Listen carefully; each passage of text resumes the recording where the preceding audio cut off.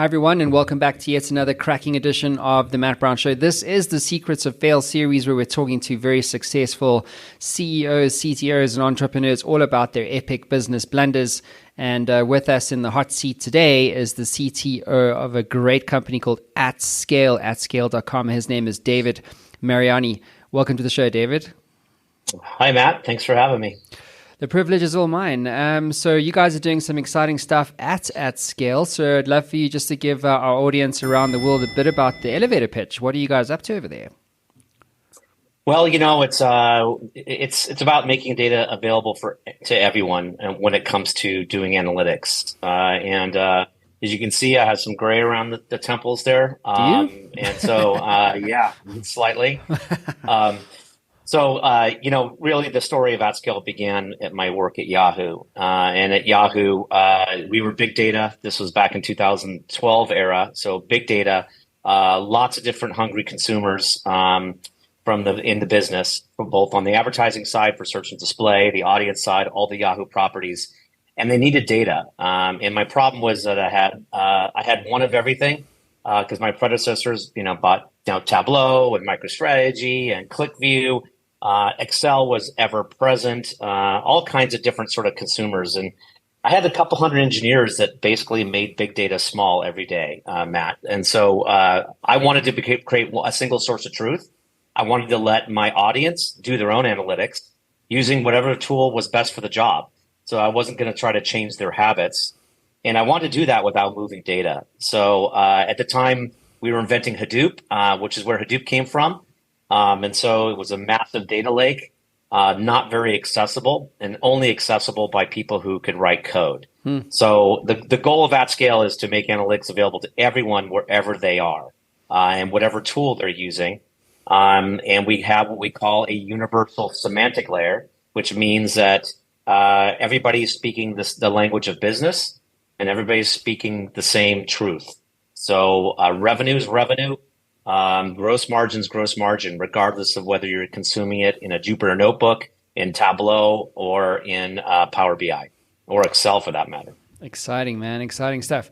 Well, look, let's get on to the meat and the potatoes of this particular episode. David, what is your story of fail for our audience around the world today? Boy, there's so many of them. I'll pick one associated with the early days of AtScale. So it's going to go back to that origin story. Hadoop was the sort of the first foray into a data lake. And what was so exciting about it was that you could sort of pour data into the data lake, and then you could add structure later when you had something to do with that data. And so the concept exists today in spades, and different companies like Databricks are doing amazing things with what we call a lakehouse. So at the time when I founded AtScale, we focused on Hadoop as our data platform. And that was our first port. So our first sort of dozen customers or so, we all sold on Hadoop. This was in 2013 when we founded the company. It's almost 10 years ago now. 2016 is when we went to market with the product. So it took almost 3 years to build it. And as CEO, it was the market opportunity was great. But what we saw pretty quickly, Matt, was that people were struggling with Hadoop. And so we had hitched our horse to Hadoop, right? Because our strategy and our architecture is that we send queries to that data platform, and it does the majority of the work. We do the translation from that technical data into business-friendly data, but ultimately we got to get our queries from Hadoop. And what I saw in our customer experience was that customers were struggling with Hadoop, and it's because companies, it's like the largest home improvement retailer in the country. They were very sophisticated, and yet they couldn't keep Hadoop running on-prem. And it was very clear to me at the time that if we stuck with focusing on Hadoop as a market, that we were going to fail.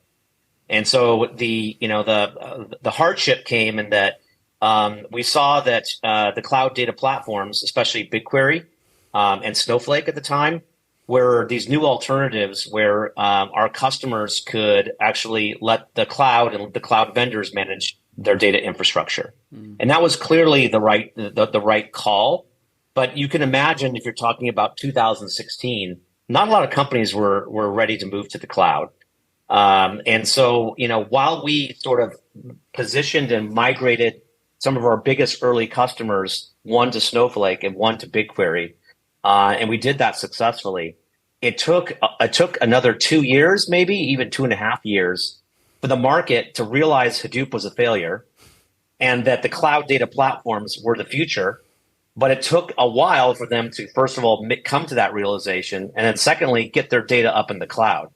So we had like 2.5, maybe even 3 years of rough going, Matt, because you can imagine that our revenue on Hadoop was dying as Hadoop was dying, and the revenue in the cloud had yet to kick in. Yeah. And so we had to basically wait out that storm, get the customers who we did sell on Hadoop, get them into the cloud as fast as we could, and we could help them to and convince them to before we'd actually start to grow the company again.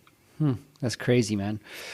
So, David, what did that whole experience teach you? I mean, it's kind of like in the doldrums. It's a sailing term, where there's no wind, but you're in this awkward transitory space. You know what I mean? You got to wait for the winds to come up and all that kind of stuff. So you're in that awkward transitional period. What did that all teach you? Is there something that you hang your hat on today as a key lesson or insight that you now take forward with you into the at-scale business?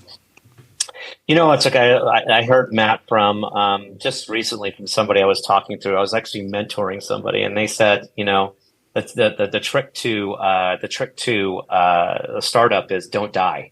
And that's really true, is don't die. So first of all, you can't put your head in the sand.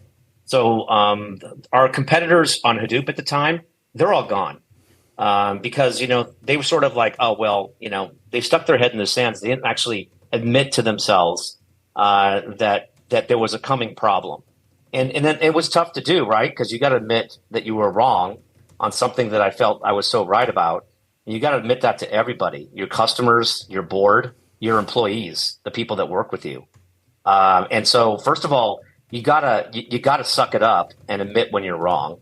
And then the second part of that equation is that you're gonna have to have a plan for weathering that not the storm, I guess, weathering that flat spot, what you were talking about. And that means, treating money like it's your own. We're venture backed. We raised lots of venture money, but, we were very careful about where we invested and when we hired. And we made sure that, we had to see all the signs that the business needed new people before we actually added the new people. And if you see a lot of the startups out there, one of the things they tout when they brag about how much money they raised, number one, and then how big of a company or team they are. And I think those are like the absolutely wrong things to brag about. I would rather brag about that I raised no money and that I'm able to generate value for our customers with the fewest amount of people possible. So it's kind of like it's crazy out there, and I think it's what's gotten a lot of companies into trouble. And we're in new trouble now.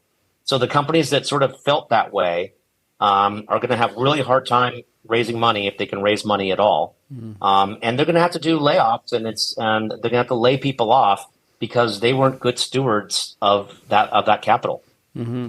Yeah, I mean, I literally wrote about this in my book, about this the Silicon Valley narrative that we measure our success by the TechCrunch headline, which is what you just said, right? Like, blah, blah, startup raises XYZ million valued at this, pre-revenue. What was the one recently? Rivian electric cars made 100 cars valued at $3 billion. It's like, hang on a second, but you've got 100 cars on the road and you valued what? How much? You know what I'm saying? Like, it's just a bit crazy. And then to your point, I mean, I've got a ridiculous amount of access to capital in terms of my network. I know a lot of VCs and that. And, when I talk to the guys, they're all saying there's so much dry powder that's just not being spent in this space. And so for me, I think the whole VC space is ripe for a shakeup, quite frankly, and there's now zombie funds and all this kind of weird stuff that's going on. And but what doesn't change is a great business. And I think, in the case of like whether you raise money or not, it's not about how much you raise, but it's all the stuff that you said, like, are your customers happy? Do you have a great culture? You know what I mean? Do you have the choice not to raise? You know what I mean? I think these are also things that founder entrepreneurs should be thinking about, right? Because it's not just about, well, should you be on the startup train? Because, I mean, I interviewed Bo Burlingham, side note. He literally wrote the book, Finish Big, and all about startups, or companies being sold. You know what I mean? And Small Giants is another one. These companies that have been around for 25 years minimum, profitable, healthy, made a big contribution to the industry, never raised a cent in venture capital. So, that would be my dream. I'm a serial entrepreneur. I've raised money. And each time I say that the next time I'm not going to raise money. And, here I am raising money again. You know what? I just think it's like, I love the stories of the businesses that were built without raising money or with raising minimal money and finding a way to build a business, on a shoestring. To me, that's really true entrepreneurship, is when you could do that. And like you said, those headlines, it's like, I always think it's like, okay, you got to grow into that valuation. So what you do is when you take a lot of money at a high valuation, you basically started the clock that's the countdown to your failure. Because your investors are not going to accept anything other than a complete home run. So you've taken away all your optionality to take time to build a business. I mean, here we are at scale. It's 10 years later. And we just started hitting our stride. And it's like, what? If we could have died, and we could have died many times, and yet we're here. We're here because our idea was ahead of time. It was ahead of the market, and now people have come around, and now we have a mature product just that we can just crush it. And we couldn't do that if we weren't around to see. That our sort of prediction would come to fruition. Our prediction was way too early. See, the other thing I would say, Matt, is like don't make timing critical to your success, because we may be right. In my case, I was right probably about 6 or 7 years later than I thought I would be right. Well, wouldn't it be nice if all startups who raised money met their projections? Yeah. You know what? It's like you can't build a business plan that depends on you hitting your projections, because you just can't predict what's going to happen. Look, I couldn't predict that Hadoop would be a massive failure. It's like the data lake wasn't a failure. The data lake is a massive success. But Hadoop as the first iteration of a data lake was a massive failure. Absolutely. Well, let's change gears and go back in time. So, David, if you could have the privilege of having the keys to the Matt Brown Show time machine, and you could go back in time to this whole time where the Hadoop story was all going south and so forth, like, what would you do differently, if anything, and why?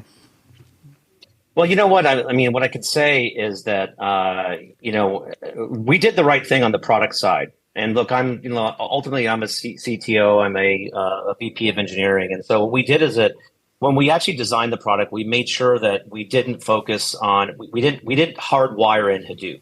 We made it so that we could talk to any data platform with as little work as possible.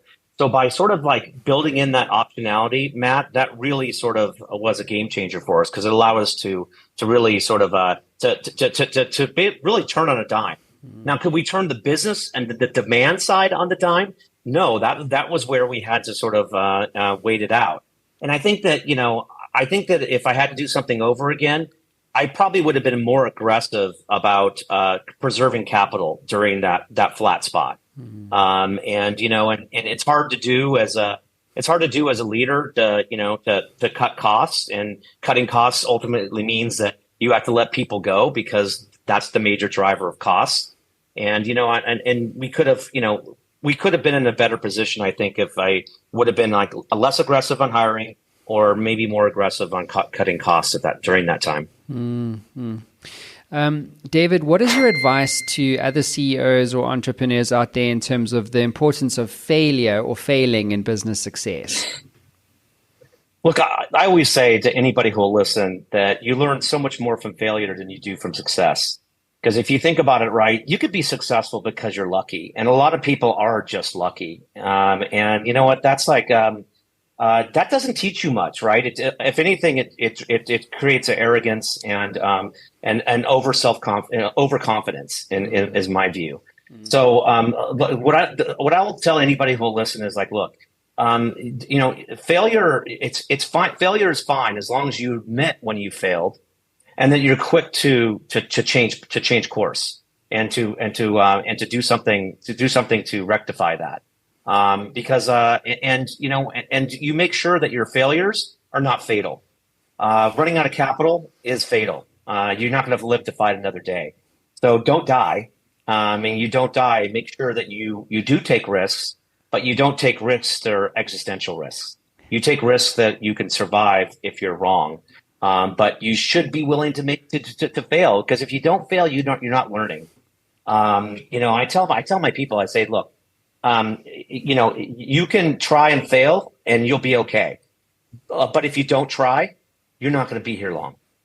So, go ahead and try and fail. That's fine.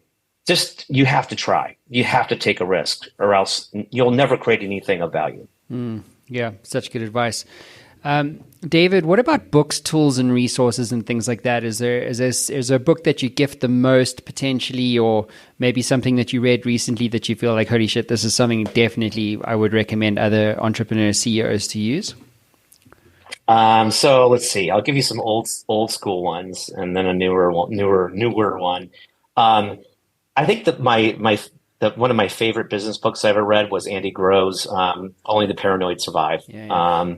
And that's sort of a lot of my ethos comes from that, about always looking over your shoulder, always looking ahead. You got to look both ways. You got to try to look around the corner, and you got to look behind you. You got to make sure you know where you are. And if you are paranoid, you are going to always be moving yourself forward because of that. So I like that one a lot.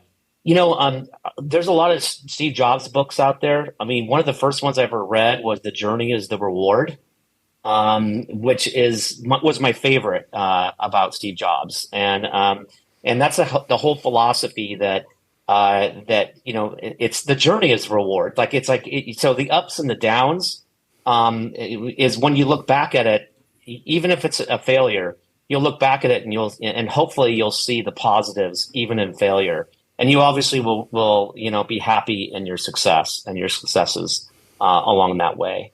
And then, the most recent book is 0 to 1 by Peter Thiel. I like that one because it's just brutal. And it really does spell out a lot of what you see in the market dynamics today, where, it's the companies that can print money are natural monopolies.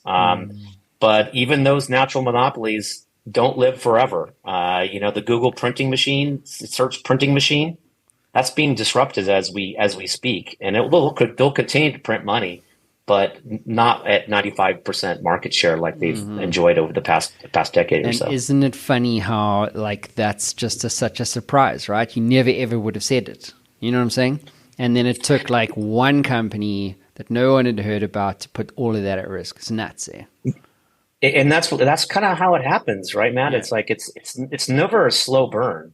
I mean, the internet came and it's Microsoft Windows, what? It's the internet completely changed the game there. And the OS was no longer relevant in the modern world. And so things can happen really fast. And that's why it's that comes back down to only the paranoid survive, because you got to be able to be prepared for, your position as a market leader to being disrupted. And Google has been doing that with their investments in wacky stuff like Google Glass and the like. That I don't know that strategy has actually worked at all. But so I don't have an answer there at all, other than, just don't ever feel overconfident. I think overconfidence is the death of your person. as well as, the company and the people that follow you. Sage advice, David, but that does conclude your time in the hot seat, mate. Appreciate you for coming on the show and lending your insightful perspectives, and also just to be vulnerable. It's not easy to talk about your failures, right? But we all have them, and I appreciate you for that. Thanks, Matt. Anytime. Thanks, everybody.